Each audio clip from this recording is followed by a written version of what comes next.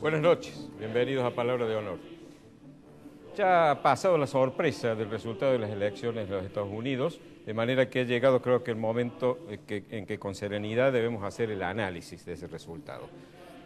Para ello, yo voy a ocuparme en la editorial, pero además hemos invitado a alguien que ya es conocido en el programa porque ha estado por lo menos una vez más, y no me acuerdo si 2 veces, que es Claudio Fantini. Claudio es, a mi ver, uno de los analistas políticos de política internacional más lúcidos de la Argentina, de manera que vamos a conversar con él también sobre este tema.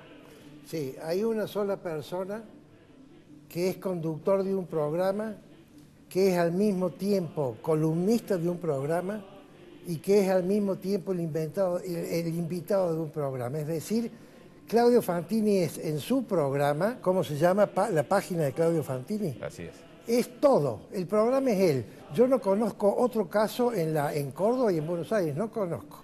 De manera tal que le agradecemos a él la generosidad que ha tenido para venir a nuestro programa a hablar de este tema tan importante. ¿Nos acompañan, por favor?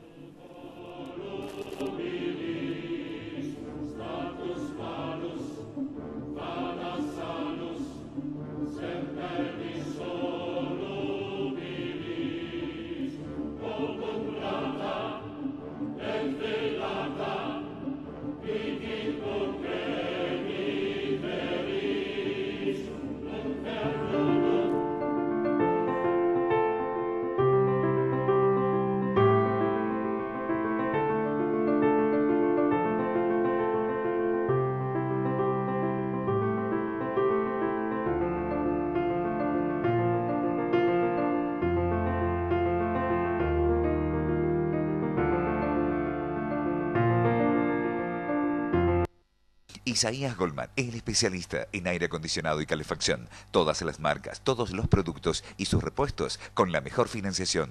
Isaías Goldman, el especialista. Bulnes, esquina Pringles, teléfono 589-0033.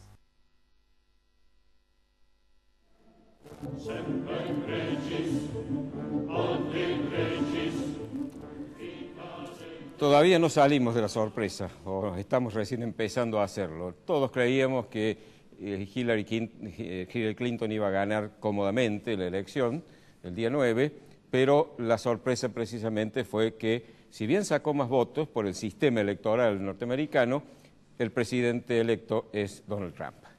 Ahora bien, esto tiene muchas lecturas. La primera de ellas es que las encuestas últimamente nos están mostrando que no siempre reflejan la realidad. La explicación que dan los que conocen los Estados Unidos es que ha habido un voto vergüenza, es decir, Trump era un hombre, digamos que no era muy elegante mostrarlo, porque era un hombre racista, un hombre con una xenofobia manifiesta, un hombre que prometía cosas que eran bastante torpes, y era un hombre de modales, incluso diríamos los argentinos guarango. Pero mucha gente no se animaba a decir que lo iba a votar porque tenía motivos para hacerlo. En los motivos está justamente lo que yo creo que debe ser el análisis profundo de este resultado. El sistema electoral norteamericano no me parece que sea cuestionable porque lleva 200 años y no les ha ido mal. De manera de que ellos sabrán por qué no hay un voto directo como nosotros lo hicimos a partir del 94 y no nos fue precisamente mejor.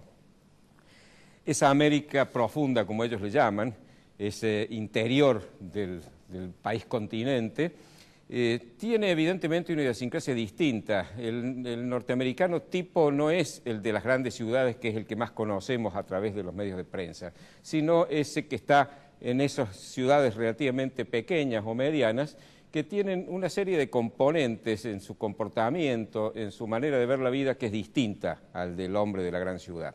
Y de ahí, evidentemente, ha salido. Algunos dicen que es el voto conservador de derecha.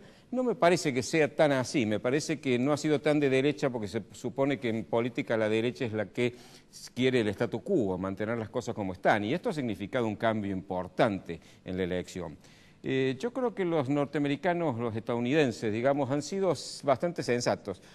No me parece tampoco válido el argumento de que no han sabido votar o que son torpes o ignorantes. Y menos cuando somos argentinos, y si comparamos los últimos 80 años, la forma en que hemos elegido nosotros no ha sido precisamente algo que nos dé autoridad para juzgar a los norteamericanos, que les ha ido un poco mejor que nosotros, ¿no? Creo que este voto tiene que ver con muchas cosas. La famosa globalización, que ciertos sectores ideológicos tanto apestillan, tanto la critican y tanto la anatematizan, me parece que en la realidad ha demostrado ser mucho más útil a los países emergentes que a los países centrales, los que llamamos habitualmente el primer mundo. Ellos en todo caso se han perjudicado. Es decir, los Estados Unidos se ha perjudicado porque este mundo global ha hecho que muchas empresas que estaban instaladas en su territorio se han ido a otros lados para aprovechar los bajos costos laborales y ahí producen todo aquello que venden en su país de origen. Es decir, no ha sido favorable para ellos precisamente, en cambio para los países emergentes sí. La globalización nos ha permitido acceder a un mundo global cuando hemos sabido hacerlo, por supuesto, si no, si nos hemos cerrado no sirve para nada. Y de esa manera vemos a países como Chile, como Uruguay, como México, que se han valido de ella y han ido hacia adelante, han progresado. Por eso es curioso, o mejor dicho, es curioso, pero se explica que precisamente los países más ricos, los países de Europa, Estados Unidos, sean los que en este momento están viendo crecer propuestas electorales retrógradas, propuestas nacionalistas, como lo entendemos nosotros el nacionalismo, es decir, xenófobas, algunas de ellas incluso yo diría que con algunas connotaciones de tipo racista, como es la del propio Trump.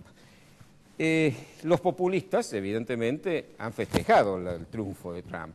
El primero de ellos ha sido Putin, de quien se dice que tiene con Trump una relación muy fluida, Marine Le Pen en Francia, por ejemplo, y acá, por ejemplo, Cristina Fernández de Kirchner, precisamente, que ella no se dice de derecha, ha dicho que es prácticamente el hombre que ha interpretado el sentimiento de los trabajadores estadounidenses y opuesto al establishment que los explota.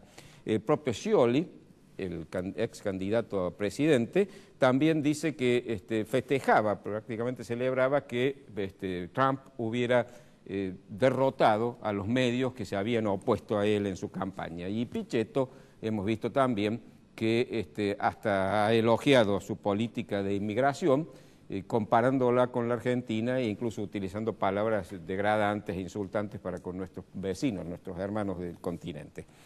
Ahora, ¿qué repercusión tiene esto en la Argentina? Yo creo que para la Argentina genera más problemas que otra cosa.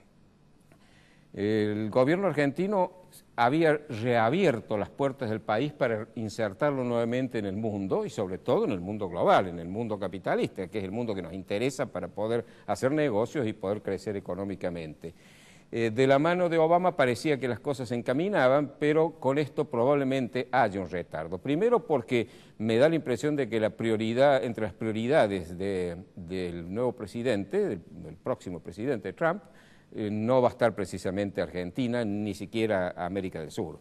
Y por otro lado, porque seguramente la política de él va a tender a fortalecer la moneda de ellos, el dólar. Y un crecimiento del dólar tiene para nosotros ya de por sí un significado bastante preocupante por el endeudamiento que estamos teniendo y que seguramente vamos a seguir teniendo porque el déficit hay que cubrirlo y no se puede desconocer que hay un tercio de la población bajo el nivel de pobreza y poner la economía en regla a expensas de esa gente que está a duras penas comiendo. Por otro lado, va a haber evidentemente un aumento de las tasas de interés, con lo cual también el crédito se nos va a afectar, sobre todo los créditos que se tomen en adelante. La política crediticia que la Argentina, con un control de la inflación, esperaba tener cuando esto se produzca, evidentemente va a estar un poco más condicionada por estas tasas elevadas. Y el cierre de la economía que muy probablemente Trump produzca va a hacer que el mercado global no nos sea tan favorable y la demanda de nuestros productos no tenga la intensidad que ha venido teniendo hasta ahora. Y eso probablemente también se traduzca en un resultado que no satisfaga las expectativas en torno a las inversiones extranjeras en el país. Obviamente, al menos en lo que a los Estados Unidos se refiere, Trump va a llevar adelante una política que propicie que las inversiones de capitales yanquis se hagan en el propio país y no afuera. Y a eso se agrega incluso la poca simpatía que tiene Trump con las políticas ambientalistas, lo cual probablemente signifique que va a bajar el precio del petróleo, y al bajar el precio del petróleo va a ser muy poco rentable la inversión en otros sistemas de explotación como puede ser el fracking, y lo de Vaca Muerta, que es una gran esperanza argentina, posiblemente no sea tan buena como esperábamos. Ha habido evidentemente reacciones en el gobierno nacional que no han sido precisamente apropiadas. La chambonada de Malcorra realmente nos preocupa porque no es la primera que comete, es nada menos que la ministra de Relaciones Exteriores, es precisamente la única persona que no debe opinar en medio de una elección de un país que tiene la importancia de los Estados Unidos poniéndose a favor de uno de los candidatos. Ha sido una torpeza. Se dice también que la relación entre la familia Macri y Trump no ha sido buena por algunos negocios frustrados. No lo sé, quizás eso pudiera también interferir de manera negativa. Yo creo que de cualquier manera a mí me preocupa seriamente el acceso de Trump. Me resulta altamente preocupante porque sé lo que es el populismo y el daño que puede llegar a hacer. Pero me da la impresión de que sus primeras actitudes después del triunfo lo muestran un poquito más prudente de lo que se mostró en la campaña. Posiblemente el choque con la realidad y el sentido de responsabilidad que supongo que ha de tener va a hacer que modere un poco algunos excesos que había cometido. La designación de su jefe de gabinete, que es Priebus, habla también de la búsqueda de un hombre moderado, porque se decía que iba a ser Bannon, que es un hombre que está enfrentado abiertamente con el establishment. Esa decisión, por cierto, hablaría en favor de que vamos a tener un Trump menos díscolo de lo que nos habíamos imaginado. De todas maneras, todo está por decirse, los hechos dirán si en definitiva estas cosas se dan como en la campaña parecía que se anunciaban, o vamos a tener un país que a través de sus instituciones va a hacer que un presidente que pueda tener tendencia a ser díscolo se vea obligado a actuar con moderación. Esperemos que así sea.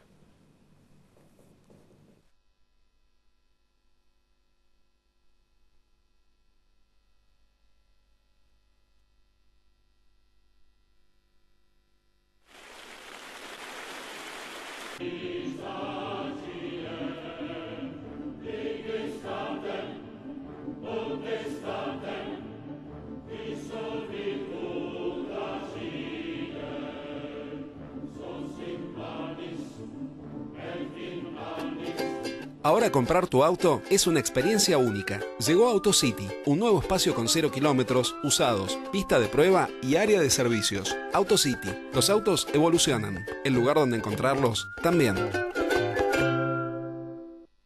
Isaías Goldman es el especialista en aire acondicionado y calefacción. Todas las marcas, todos los productos y sus repuestos con la mejor financiación. Isaías Goldman es el especialista. Bulnes, esquina Pringles, teléfono 589-0033. Centro Tomografía Computada Córdoba Sociedad Anónima. Instituto Ulton, líder en diagnóstico por imágenes. Primer instituto de cirugía ambulatoria mínimamente invasiva del interior del país. Avenida Vélez Arfiel 562, Córdoba, Argentina. Teléfono 0351-426-7700.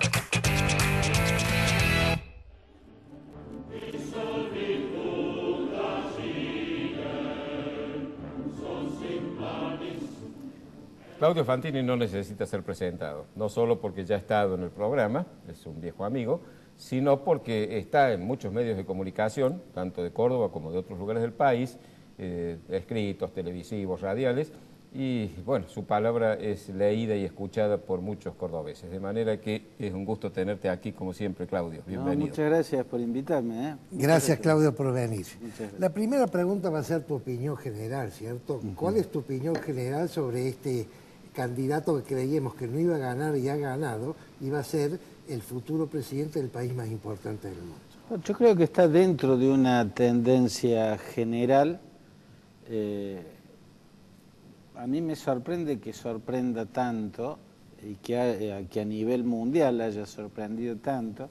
Yo en mis columnas venía planteando que la posibilidad era muy alta porque el mundo está en esa tendencia, incluso el mundo desarrollado. Se está en una etapa de la globalización, y Prudencio un poco en su editorial lo esbozaba, en la cual se están produciendo fenómenos que en ningún rincón del planeta se están sabiendo corregir o redireccionar. Por ejemplo, el de la concentración de riqueza, ¿no? Lo cual genera una brecha de desigualdad, y en esa brecha se incuban engendros demagógicos, no otra cosa, no solo engendros demagógicos. En los Estados Unidos ya se llevan décadas de que una franja importante numéricamente o estadísticamente de la sociedad siente que se está desmoronando, que se está cayendo de la clase media.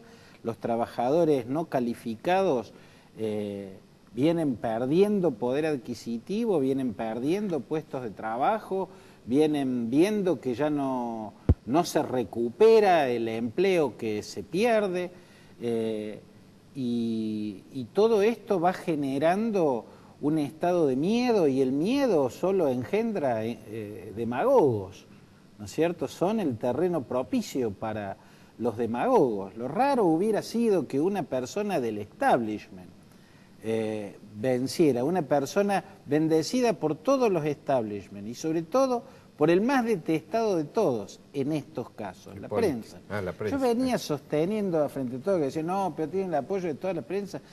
Pero para el demagogo eso es vitamina, no es una contrariedad. Tener todos los establishments en contra y tener la prensa en contra es vitamínico, no es debilitante. Porque cuando la sociedad se pone en posición de patear el tablero, porque hay sectores que llevan décadas sintiendo que retroceden y viendo que la clase política, lo que entiende por establishment político, no puede revertir ese proceso, fracasa, no le encuentra la vuelta. Por supuesto, yo creo que los demagogos tampoco se la van a encontrar, pero bueno, generan la sensación de que sí, generan la sensación de que pateando el tablero del sistema se puede salir de esa permanente declinación, ¿no? Perón, sobre los medios, Perón lo decía en la década del 40, o lo dijo después de aquella década: gané con todos los medios en contra y perdí con todos los medios a favor, porque en la instancia en que se abre el camino al antisistema, tener todos los medios en contra bendice, absolutamente, y lo demuestran todos los hechos, lo mismo de la gigantesca anomalía que en todos los rincones del planeta, y sobre todo en los capitalismos desarrollados, se están viendo. En España un proceso electoral que dejó el país sin gobierno prácticamente un año, y que cuando uno lo mira ve que perdieron todos. Claudio, quedémonos en Estados Unidos. Me gustaría explicar un poco eso, porque si no es un concepto que queda al voleo. Bien, bien. Perdieron todos en las dos elecciones de España. Rajoy, en todo caso, fue un poquito menos derrotado que los otros, pero derrotados quedaron todos, ¿no es cierto? Eso, el Brexit, que también tuvo todos los medios a favor. El voto por el sí en Colombia tenía todos los medios a favor, ¿no? Y bueno, estamos viendo que eso ya no tiene que ver, que vivimos circunstancias en las cuales lo que se da es el voto patada de tablero. El voto patada de tablero en Estados Unidos podría haber sido Bernie Sanders, podría haber sido Jill Stein, la candidata del Green Party, del Partido Verde, o el anarcocapitalista Gary Johnson. Pero como son más parecidos a los políticos que este personaje grotesco, megalómano, impresentable. Bueno, él tenía más ventajas, precisamente ser grotesco e impresentable. Claudio, esta concentración de riquezas y gran diferencia que vos has relatado recién en Estados Unidos, a tu criterio, ¿evidencia un signo de muestra de fracaso del sistema capitalista? No, yo creo que es una instancia que se está viviendo en todos los rincones del planeta. Creo que el capitalismo impera en todos los rincones del planeta. Creo que tiene que ver con características actuales del desarrollo, una mezcla de procesos de desarrollo tecnológico que implican saltos en la tecnología productiva que dinamitan puestos de trabajo a millones, ¿no? La producción en 3D, lo que se está viendo en el campo de la genética, la robótica, son todos desarrollos que atentan contra la producción, contra el trabajo. Lo que no aparecen son ideas que puedan revertir esta tendencia que tiene que ver con el momento, con la etapa de la historia y del desarrollo, y también con el capitalismo financiero. Yo creo que habrá que volver a ver a economistas como Tobin, ¿no? A filósofos como John Rawls, ¿no? A la gente que se planteó el problema del capitalismo equilibrado y tratar de ponerse a pensar en esos escenarios de nuevo. Yo creo que ese escenario de pensamiento fue abandonado muy rápidamente cuando desapareció la Unión Soviética y el capitalismo no tenía una acechanza competidora, y bueno, yo creo que las consecuencias fueron graves, ¿no? Que hay que volver a quienes pensaron en un capitalismo que genere equilibrio social, más con los desafíos tecnológicos de este tiempo. El hecho es que en esta circunstancia que se produce en Rusia, en la Rusia de Vladimir Putin, en la China de Xi Jinping, en todos los rincones del planeta se está produciendo el mismo fenómeno, nadie lo está sabiendo resolver, tampoco los demagogos, sea de izquierda o de derecha. En Argentina vimos la redistribución de la renta, pero eso no es distribución de riqueza, es distribución de renta. Se puede hacer cuando el commodity está alto. El commodity bajó, se acabó, y el pobre vuelve a ser pobre, el rico sigue siendo rico, y ahí uno vuelve a ver la estructura deformada de la concentración de riqueza y los problemas siguen en pie, ¿no? Vamos a hacer un corte y seguimos enseguida.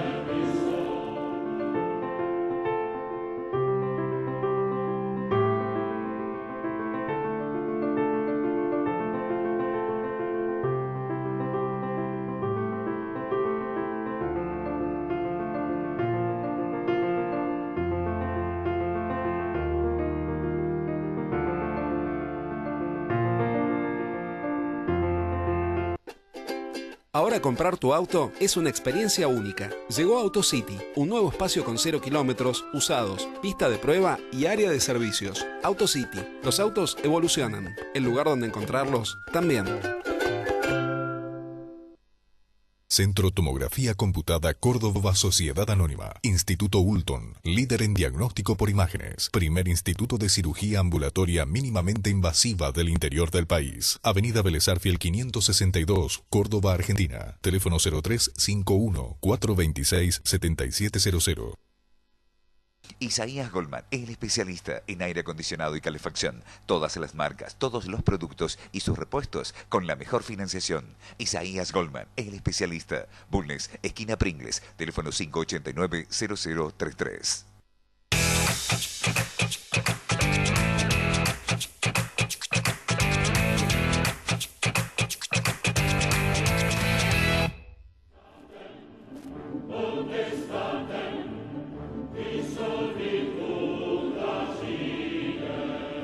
Claudio, vos dijiste, y creo que estoy de acuerdo, que evidentemente ha sido un voto contra el establishment, pero fundamentalmente contra el establishment político, porque Trump es un exponente con pico del establishment económico de los Estados Unidos, uno de los hombres más ricos.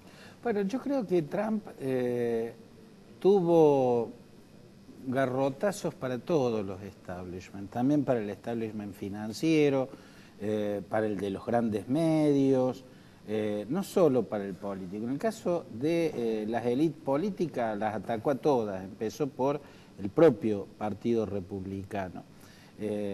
Pero él entendió, y esto hay que decirlo con esta palabra, él entendió, se dio cuenta, por astucia, cuál es el camino en determinadas circunstancias, cómo se llega para explotar esa veta de frustración y de miedo acumulado en sectores vastos de la sociedad.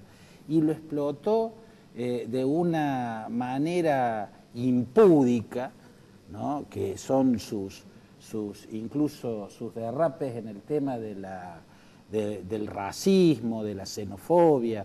Lo hizo sin ningún pudor, ¿no? Pero apuntó todos sus cañones a donde debía ir. La gran pregunta para mí es, ¿cómo va a ser el Donald Trump que gobierne? ¿Va a ser una continuidad lineal del precandidato en las primarias republicanas, que a su vez tuvo una continuidad lineal, que para muchos fue sorpresiva, porque muchos dijeron, no, la demagogia era para ganar la interna, pero ahora va a tener que ir por los votos de centro? No, no hay votos del centro en las actuales circunstancias.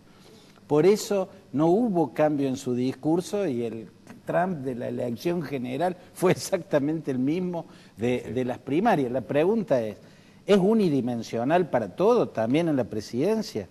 Si así fuera, bueno, van a seguir habiendo muchas sorpresas, ¿eh?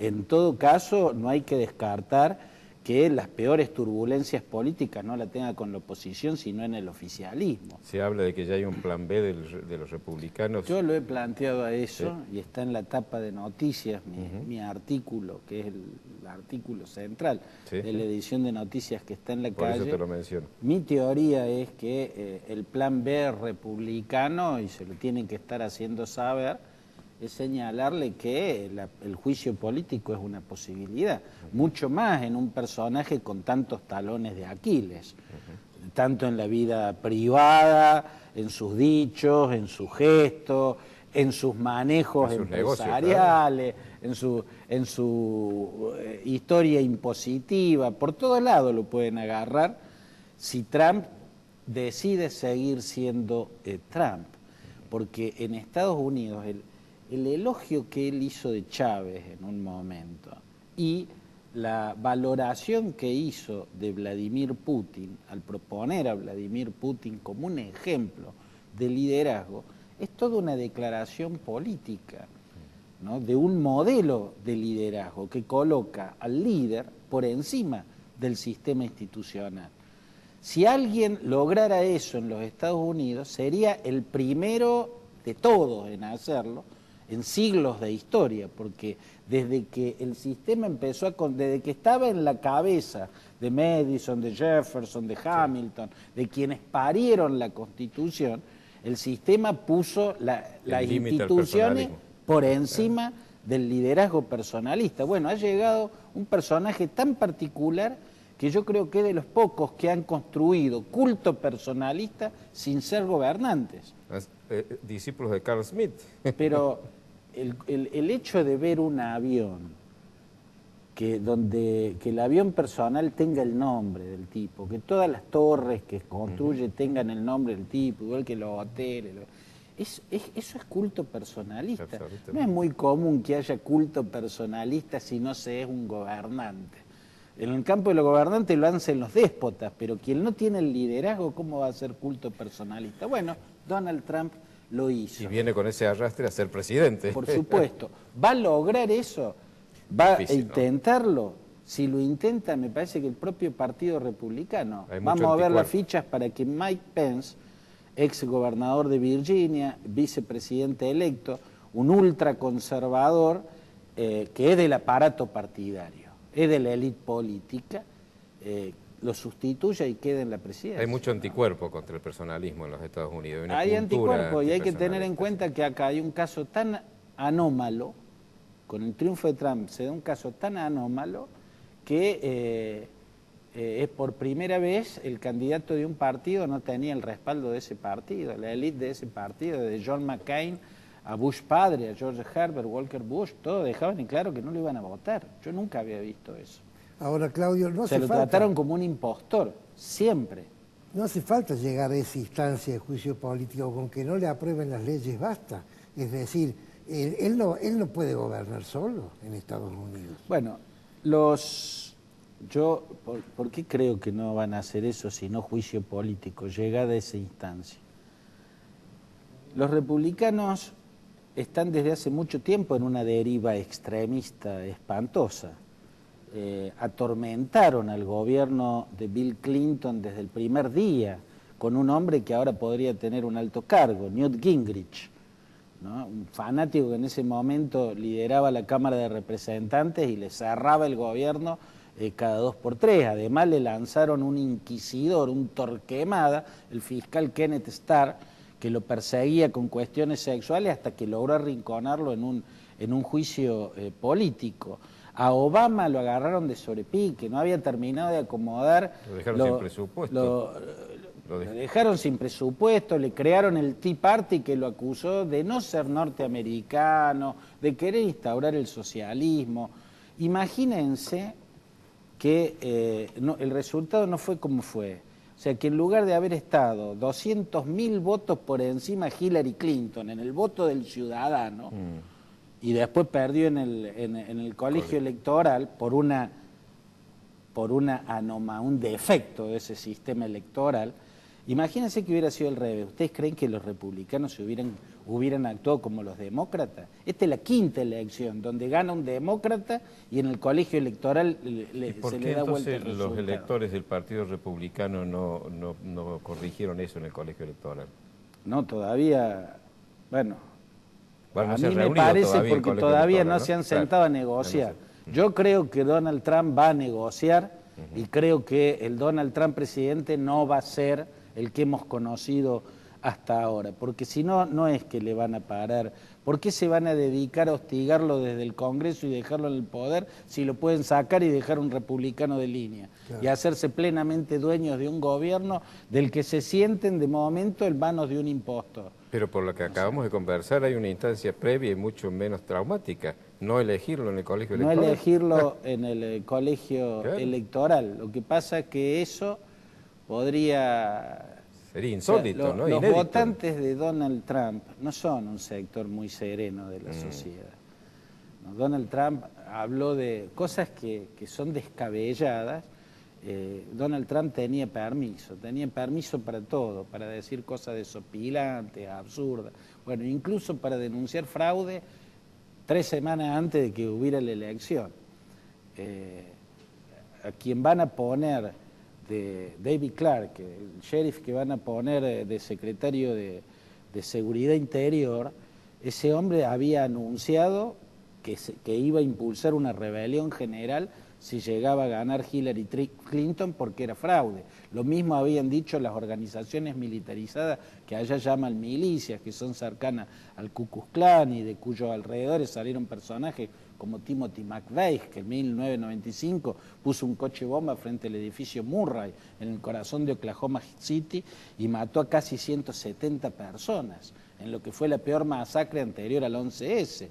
¿No? Esos son los grupos que siguen a Donald Trump y que en estos días empezaron a pintar grafitis racistas, echando del país a los latinos y con todo ese tipo de verborragia fóbica, los que Trump en la entrevista del domingo les dijo stop, ¿no?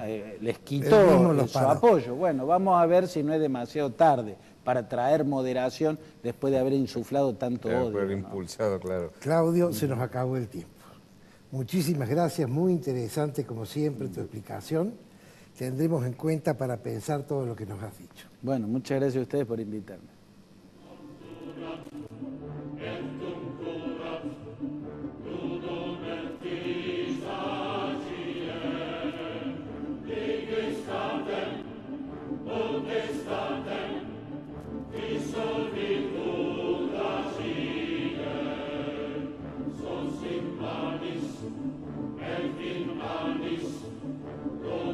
Isaías Goldman es el especialista en aire acondicionado y calefacción. Todas las marcas, todos los productos y sus repuestos con la mejor financiación. Isaías Goldman es el especialista. Bulnes, esquina Pringles, teléfono 589-0033. Ahora comprar tu auto es una experiencia única. Llegó AutoCity, un nuevo espacio con 0 kilómetros, usados, pista de prueba y área de servicios. AutoCity, los autos evolucionan. El lugar donde encontrarlos también. Centro Tomografía Computada Córdoba Sociedad Anónima. Instituto Ulton, líder en diagnóstico por imágenes. Primer instituto de cirugía ambulatoria mínimamente invasiva del interior del país. Avenida Vélez Arfiel 562, Córdoba, Argentina. Teléfono 0351 426 7700.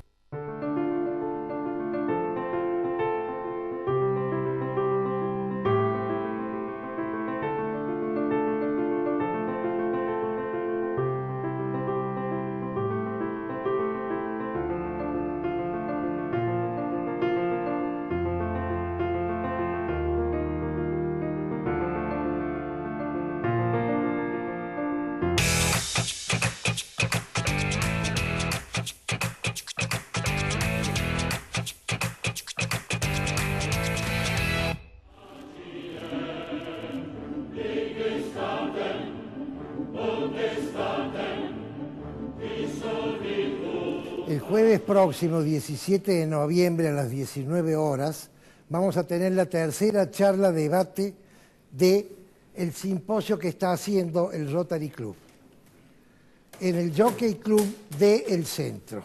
El tema es un tema muy importante porque es liberalismo y doctrina social de la Iglesia. ¿Por qué es tan importante este tema? Porque la palabra liberalismo se ha desvirtuado, ha sido sacada de contexto y cambiada de contenido.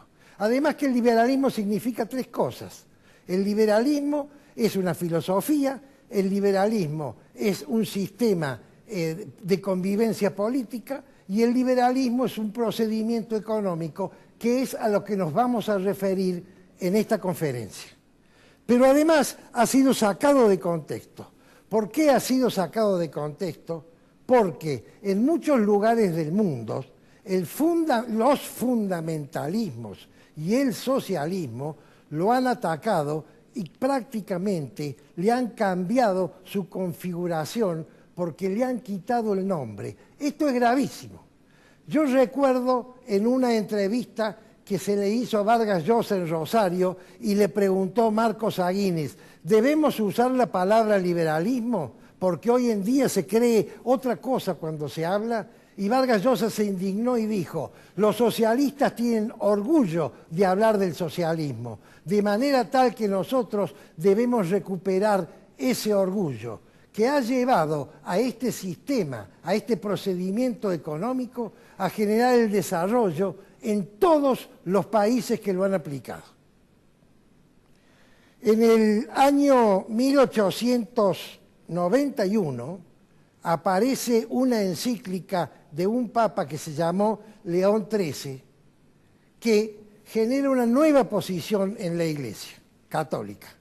La Iglesia católica, desde el año 33 a ese año que acabo de mencionar, se dedicó a hablar de religión y a difundir el Evangelio. León XIII introduce el concepto de economía / sociología, porque son dos cosas que van juntas, en esta primera encíclica, y cada papa sigue con una encíclica que yo rescato, tienen muchas, pero yo voy a rescatar en la conferencia, en la charla debate, de cada papa una encíclica con un mensaje esencial, que es del cual voy a hablar nada más, mencionar.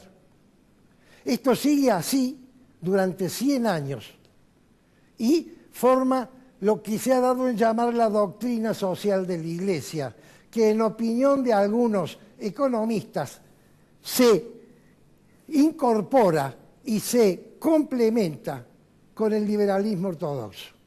¿Por qué? Voy a decir 2 o 3 conceptos y no voy a hablar de todo lo que dice la doctrina social de la Iglesia, sino de lo que yo rescato, porque estas encíclicas están redactadas en sistemas literarios que no son directos y que deben ser interpretados. El concepto, que se lo trae el Rerum Novarum, el concepto de la propiedad privada, que la propiedad privada tiene una injerencia social, la función social de la propiedad privada, que indigna a los ortodoxos del liberalismo y que le da al individuo que produce en un escenario de libertad la justificación moral para tener riqueza, porque si la genera beneficiando a la sociedad, entonces ha hecho antes un bien a la sociedad. El concepto de la función social del trabajo, lo mismo, nadie tiene derecho a, con su propiedad privada, eliminarla y quitarle trabajo a otras personas, porque el trabajo tiene función social. El concepto del salario justo, que se debe analizar a la par del concepto de la productividad, porque ¿qué hacemos para darle salario justo a un cargo que no tiene productividad? Entonces eso lo está pagando alguien que genera productividad y es una injusticia. Pensemos, por ejemplo, en los cargos innecesarios en el Estado. Y el concepto más interesante que yo rescato de la doctrina social de la Iglesia, que es un concepto que termina de alguna manera de redondear lo que Álvaro Alzogaray llamó la economía social de mercado, que es el principio de subsidiariedad. El principio de subsidiariedad, como se explicó en un primer momento, luego tiene un segundo análisis que dice que toda persona que no puede competir en un escenario de competencia tiene que ser asistido por la comunidad que ha generado su bienestar porque podía competir. Y ahora hay una segunda interpretación de ese principio, que es lo que yo interpreto, que ha interpretado el Papa Francisco en su viaje a Bolivia y en su viaje a Paraguay, que lo voy a explicar en la charla debate y que de alguna manera puede ser el principio de la solución de las grandes desigualdades que hablaba Claudio Fantini. Porque un sistema que se basa en la libre competencia, que es la única forma que tiene el ser humano para generar riqueza sostenida, entiéndase lo que digo, la única forma, no hay otra. Ese sistema, en un escenario donde un 40 o un 30 o un 50% de sus habitantes no están integrados, ese sistema no funciona, queridos amigos. Entonces, tenemos que buscar, para que funcione, integrarlos al sistema, no hay vuelta que darle. Es lo que Mariano Grondona llamó en un libro que yo leí hace ya varios años, como 15, las condiciones culturales del desarrollo económico. Y ahora pasemos a la segunda parte de esta charla-debate. La charla mía dura 30 minutos. Ya no doy conferencias, doy charlas donde expongo temas para luego ser debatidos. ¿A quién he buscado para debatir? Iba a hacer un panel y dije, no, los liberales más o menos dicen lo que yo digo, voy a buscar a un hombre de la Iglesia. Y he buscado al padre doctor Alfonso José Gómez, porque reúne 4 características que para mí son interesantísimas. La primera es sacerdote. Es decir, nosotros vamos a, de alguna manera, cotejar el sistema antropocéntrico del liberalismo con el sistema cristocéntrico del cristianismo. La segunda, ¿por qué jesuita? Sabemos que los jesuitas tienen un pensamiento estratégico especial, que si bien están dentro de la ortodoxia, están en el límite. Ustedes me van a decir, ¿cómo dice eso un sobrino de un jesuita? Sí, señor. ¿Qué habrá pensado el primado de España cuando el padre Francisco Suárez dijo el poder no viene de Dios al rey, sino que viene de Dios al pueblo y el pueblo se lo da al rey? ¿Qué habrá pensado? Yo existía en esa época, así que sí sé lo que pensaron los pensadores de la época cuando Teilhard de Chardin dijo la figura del muñeco de barro y el soplo es simbólica y representa lo único que importa, que es la creación. Y la creación yo la imagino como un alfa, un omega y una ley de evolución que da Dios en el momento de la creación.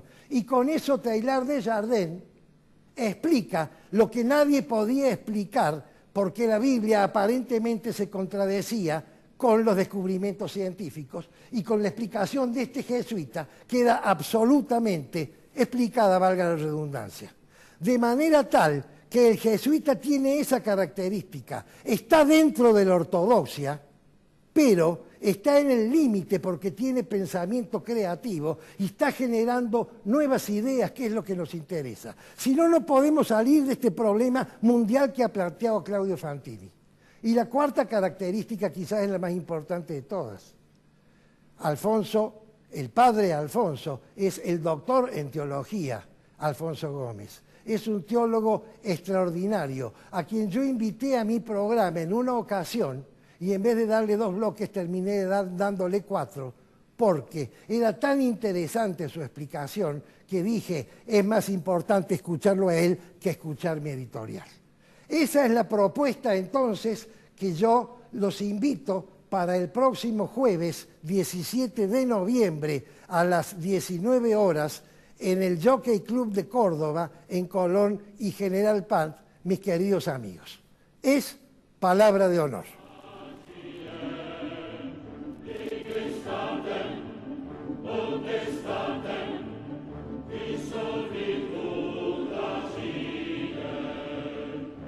Hace mucho que no me ocupo de temas históricos, así que hoy me voy a ocupar de uno, que es un tema que no suele ser abordado con frecuencia, pero que a mí me resulta muy interesante, el tema de los esclavos, de la sangre africana.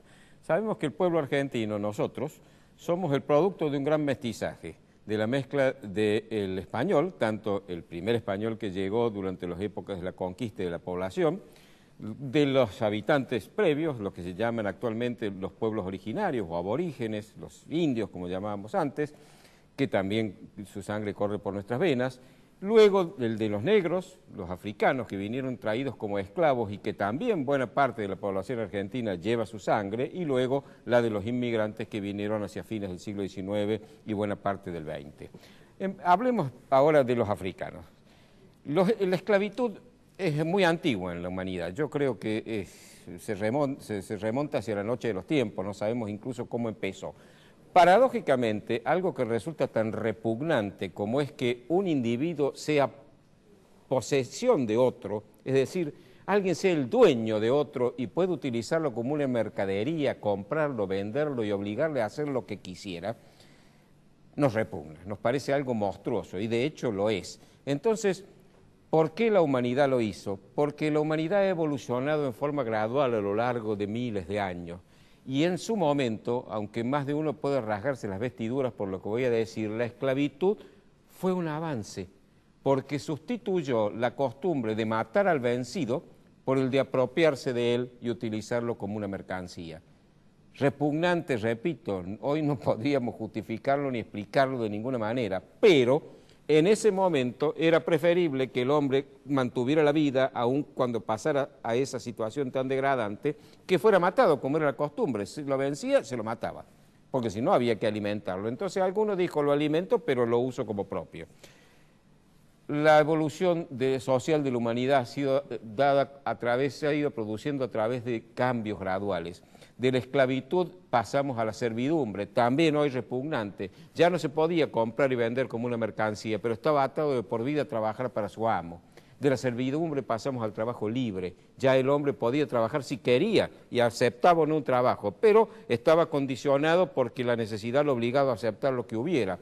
Aparecieron las leyes sociales. En fin, hemos ido gradualmente yendo hacia un sistema de convivencia social más justo. Quizá todavía haya varios pasos que dar, no lo sabemos. Ahora bien, en la Europa del descubrimiento de América, la esclavitud estaba ya instalada, por supuesto, el vencido en batalla podía ser tomado como esclavo.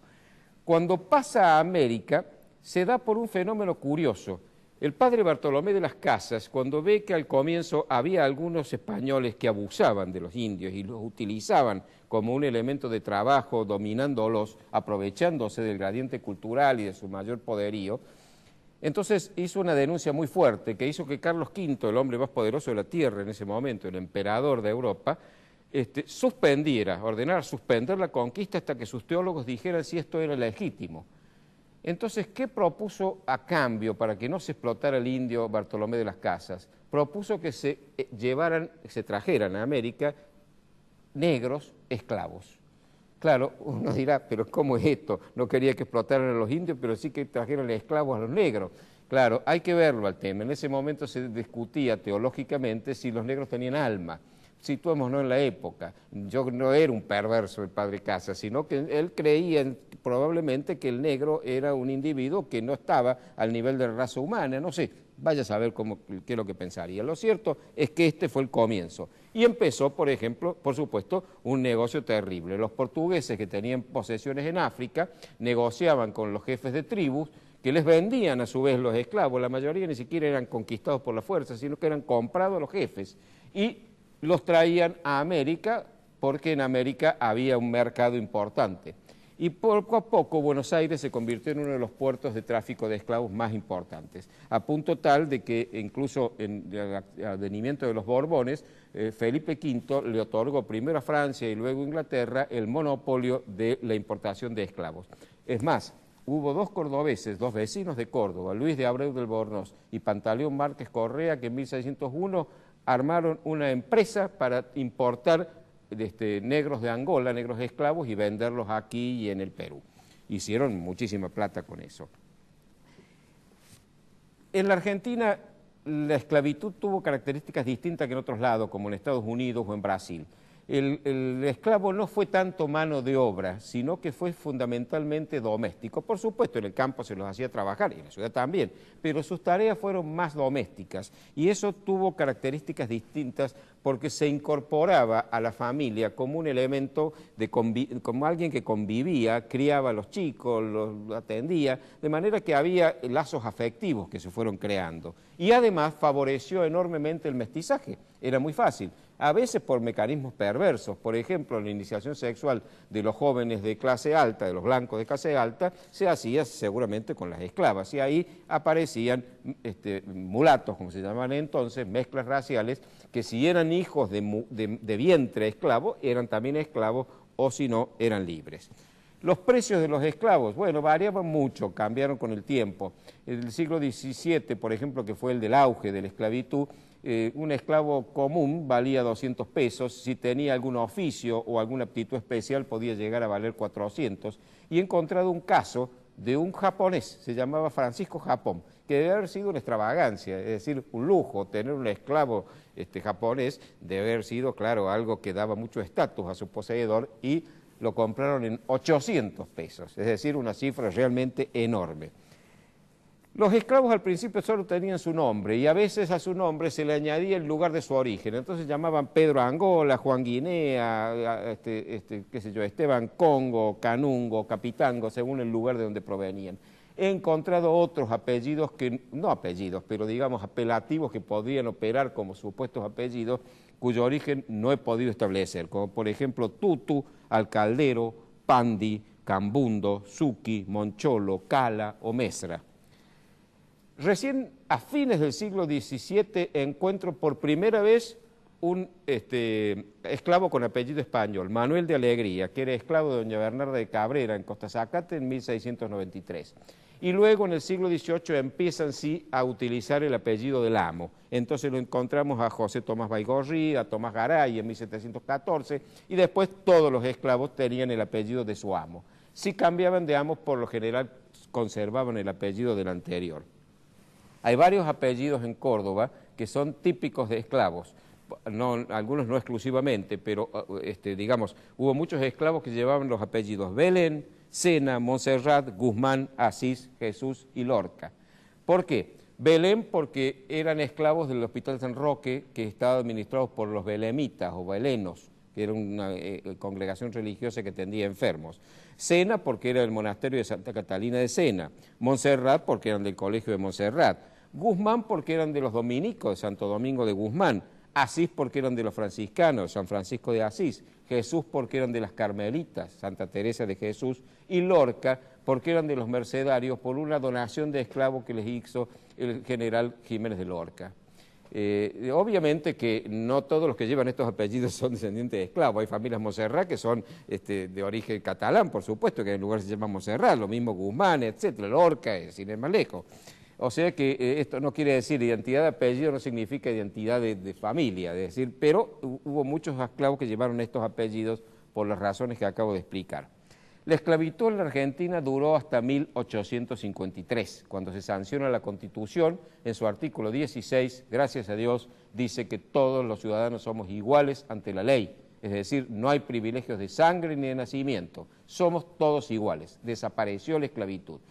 En 1813, la Asamblea del año 13, esa gran farsa que supuestamente hizo grandes cambios que nunca fueron tales, decretó la libertad de vientres. La libertad de vientres fue una cosa de medias tintas, porque en el lugar de eliminar la esclavitud, en ese momento ya algunos países lo estaban haciendo, lo que hizo fue decir, bueno, los esclavos que nacen a partir de ahora van a dejar de serlo, nacen ya libres. Bueno, era un avance, no digo que no, pero también había dispuesto que los esclavos que venían de otros países e ingresaban a nuestro territorio automáticamente eran libres, pero la presión de Brasil hizo que eso se dejara sin efecto.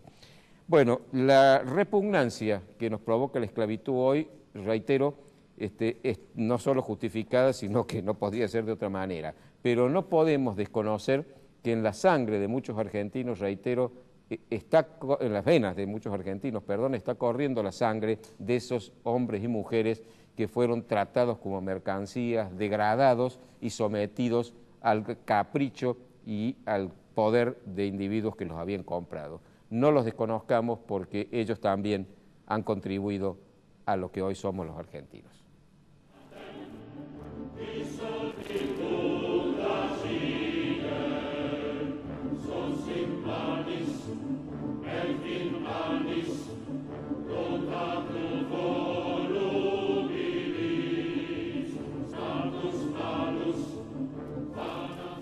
Prudencio, no nos queda tiempo para un comentario final. Creo que Claudio Fantina estuvo interesantísimo.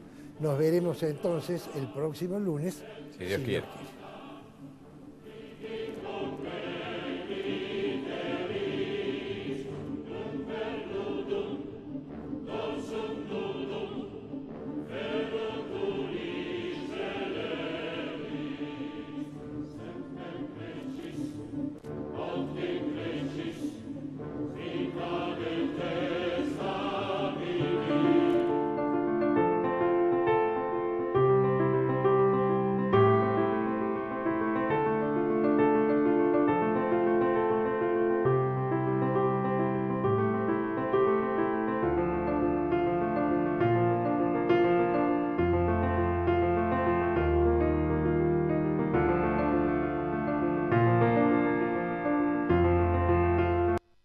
Isaías Goldman, el especialista en aire acondicionado y calefacción. Todas las marcas, todos los productos y sus repuestos con la mejor financiación.